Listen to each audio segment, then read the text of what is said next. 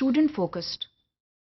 Another very important principle of guidance and counseling is that guidance and counseling, they're always student focused.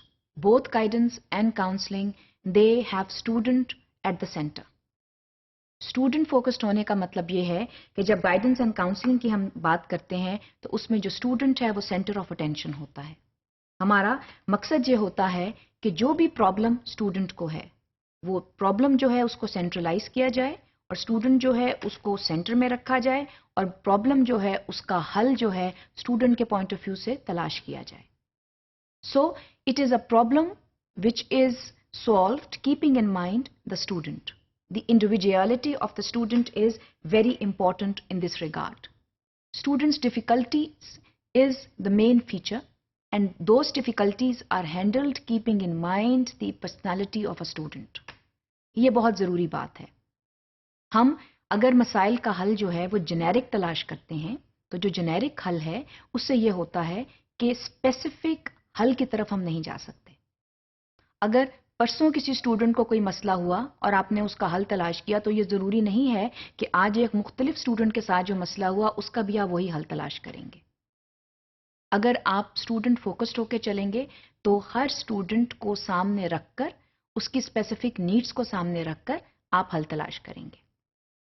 इसलिए respect of individuality जैसे हमने पहले बात की जो है वो बहुत ज़रूरी अमल है और concentration on the student specific difficulties जो है ये भी एक बहुत इंपॉर्टेंट बात है जिसको सामने रखकर चलना है. क्योंकि जेनेरिक हल जो हैं वो नहीं होते, स्पेसिफिक हल होते हैं. अगर हमने तदरीसी अमल पर बात करनी है या रवैयों पर बात करनी है तो हर स्टूडेंट का जो है वो academic activity, academic standards different हैं या बिहेवियरल स्टैंडर्ड्स या बिहेवियरल एक्टिविटीज़ जो हैं वो मुख्तलिफ हैं. इसके अलावा जो काउंसलर है उसकी जो इफेक्टिवनेस है that is determined by the student's readiness to accept change.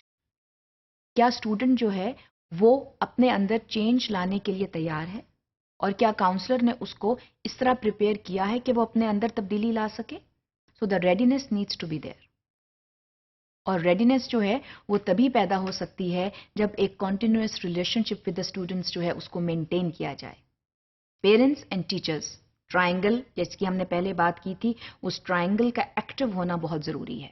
That support system, that proper communication system is very important because that will bring the readiness to make change. Student को अगर ये पता है कि मेरे इर्द गिर्द के लोग मेरे बारे में सोचते हैं या मेरा एहसास करते हैं तो वो अपने अंदर जो है वो तब्दीली ज़रूर लेकर आएगा. That again is a very important feature of principle of guidance and counselling. इसके अलावा जो चेंज रेडीनेस है वो कैसे आती है. चेंज रेडीनेस दो चीज़ों से आती है. पहली बात तो कमिटमेंट टू चेंज है और दूसरी कैपेबिलिटी टू चेंज है.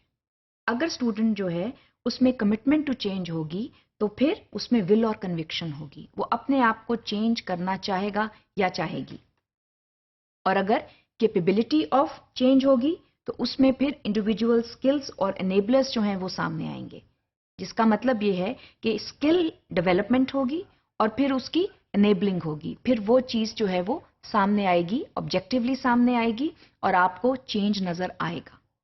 सो चेंज रेडीनेस जो है it is dependent on the commitment of the student to change and the capability to change. अगर कमिटमेंट है, कैपेबिलिटी नहीं है तो फिर भी चेंज नहीं आ सकता. या अगर कैपेबिलिटी है, कमिटमेंट नहीं है तो भी चेंज नहीं आ सकता. चेंज लाने के लिए कमिटमेंट और कैपेबिलिटी दोनों ज़रूरी हैं.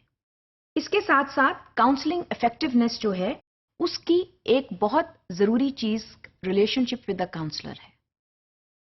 One has to have a good relationship with the counsellor.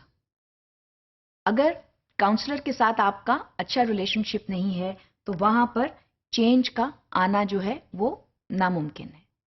क्योंकि good relationship with the counsellor जो है that basically determines that readiness is there and change will come within a stipulated time. Because a counsellor knows the student, has been working with the student, has been providing the required support to the student. So the readiness, the commitment and the capability are nourished and change will come. Either it is a behavioral change or an academic change. That will come, but it will take time.